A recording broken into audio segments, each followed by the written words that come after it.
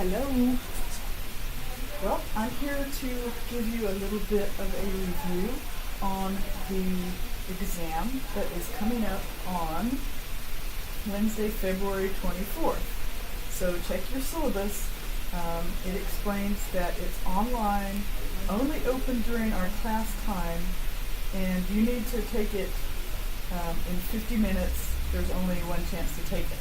So before you sit down to take it, do some studying, all right? It shouldn't be too hard, but I want to give you some hints, and hopefully they will be helpful. I'm going to close the door.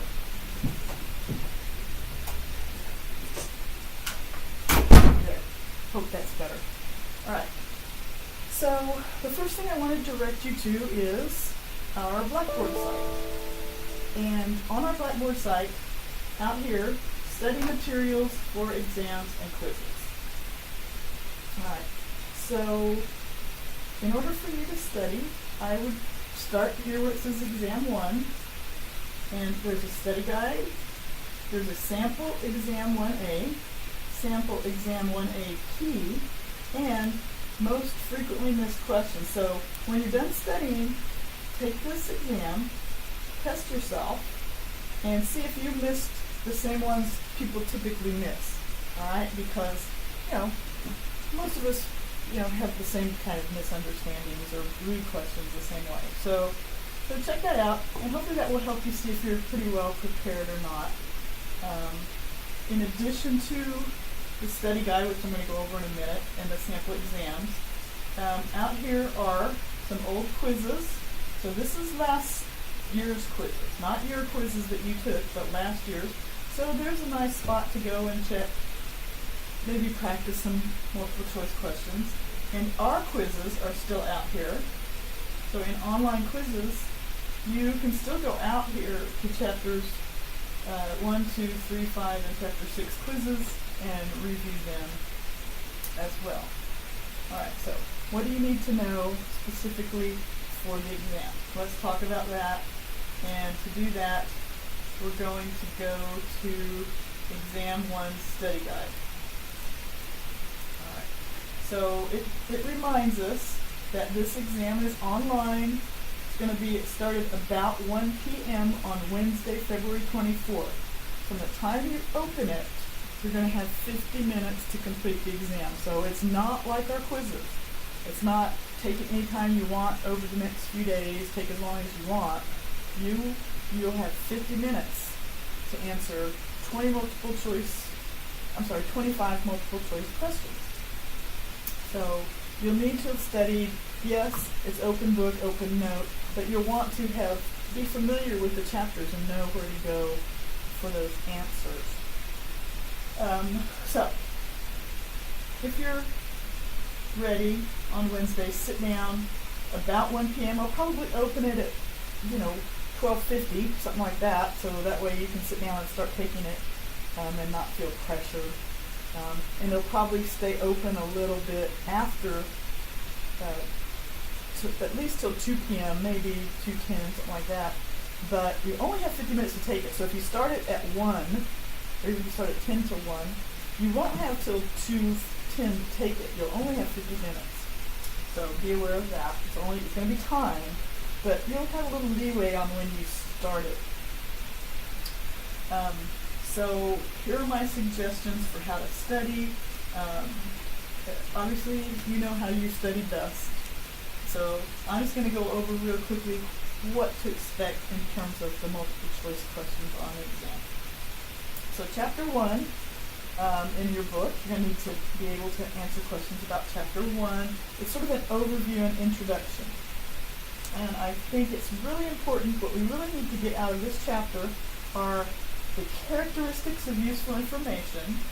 Alright, so table 1-1 on page 4, which talks about how information needs to be relevant, reliable, complete, timely, understandable, verifiable, and accessible.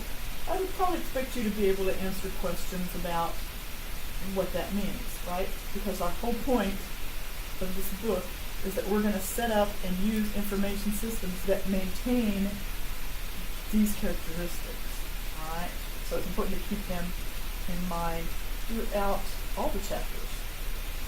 The other main idea that I really want you to take with you from chapter 1, so I would expect to have questions on that, are the cycles, all right? You probably get it now that we've started working on the SUA, that transactions that go together all get done in the same cycle, right? So if you look at page 7, it sort of pictorially gives you this example of financing cycle, HR payroll cycle, expenditure cycle, general ledger and reporting system, production cycle, and revenue cycle.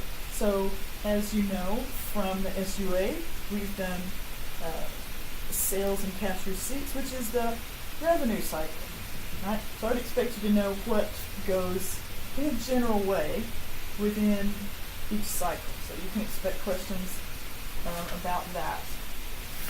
And pretty much that is going to be the majority of the questions from this chapter will be pertaining to the characteristics of information and the accounting, not the accounting cycle, the business process cycles.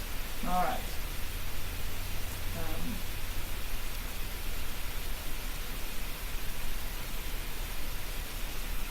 Chapter 2. As you go on to chapter 2 is the overview of processing in ERP systems. So again, I think having worked a little bit with the SUA is going to help us. What I want you to know from this chapter is, what a chart of accounts is and why we have it. How do we use the general ledgers, the sub-ledgers, the journals, the specialized accounts, the specialized journals, and now that we've worked with them, right, if you look at table 2-3 on page 30, it should sort of remind you of our sales journal in the SUA. If you look at figure 2-2, you should see how the sales journal relates to the accounts receivable subledger, which relates to the general ledgers, and all things we've actually physically done in the SUA. So hopefully you have a pretty good idea of that. But if I asked you about when would you use this type of ledger, when would you use this type of journal, what is an audit trail, all these terms and uses from this chapter, I expect you to be able to answer questions about that.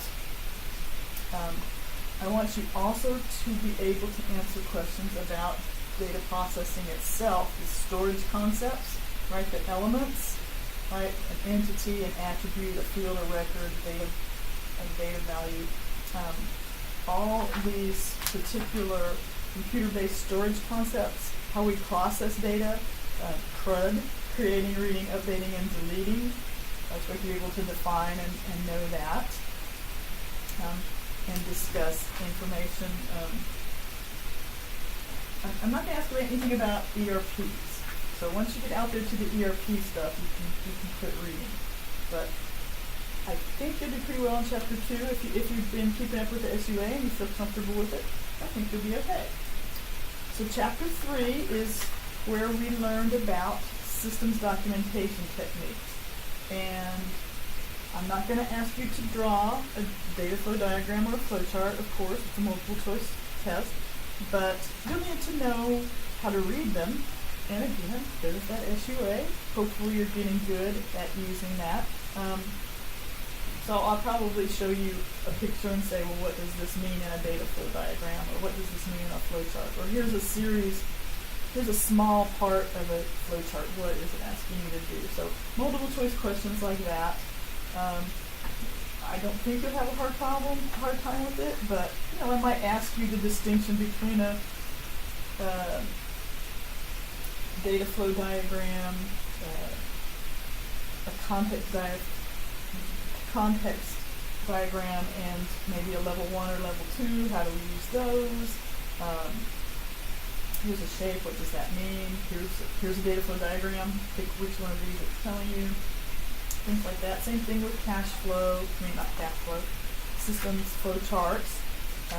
Certainly page 56 and 57 have the shapes.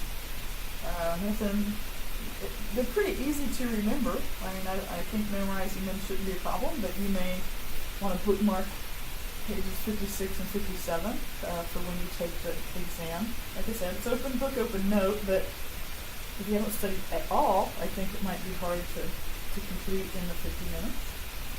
So you know chapter 4 we're not doing, so skip relational databases. And go on to 5 and 6. 5 and 6 are the computer fraud chapters. 5 is a high overview, and chapter 6 is a kind of a listing of all the things, the terrible things that people can do with their computers.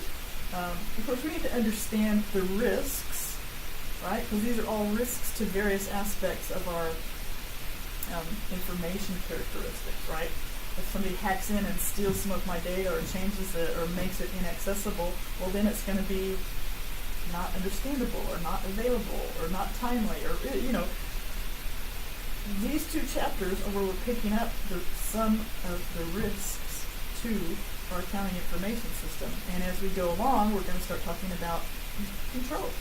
So we need to understand the risks, and pretty much these will be, you know, here's something, what's this definition, or here's the definition, which one of these 4 things is that. Certainly, that table I talked about the other day, page 171 to 173, will be super useful to bookmark, be ready to turn to. They'll have questions like that. I think it should be fairly simple to make a really good grade on this exam. But I don't want you to just take it for granted and think, oh, it's open book, open note, no big deal, I can just knock that out, because it will be timed.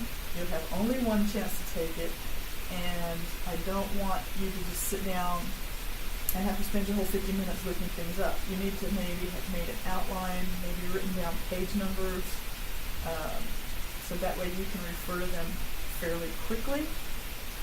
But I think you have a pretty good shot at making a really good grade on this particular exam. So the one thing I don't want you to forget, it's online, but it's not like our quizzes. It's only during our class time, and it's only 50 minutes, it's only one take. So do not miss this exam. So this exam is Wednesday, February 24th, 1 p.m. So make sure you take it. We will meet on Monday, right? So Friday is for this online classes for Friday, February 19th. When we come back on Monday, February 22nd, we'll be doing our SUAs. I'll return part 2. We'll talk about correcting part 2, and I'll do some transactions for part 3. So bring your SUA to class on Monday. Also, if you haven't taken online quiz 3 yet, online quiz 3 is due Monday by class time. So take online quiz 3. Alright, online quiz 3 is out here in online quizzes. Number 3. It's not timed, so you can just have your book open and take it. You should be able to do well. The only thing I would warn you, the first take is the one that the grade counts. So do your best on the first try. That's about all I have.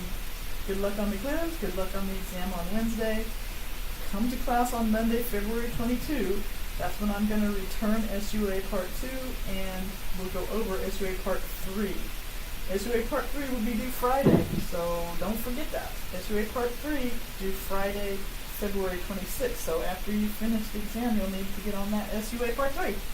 Okay, great. Good luck with everything. I will see you when I get back from Arkansas.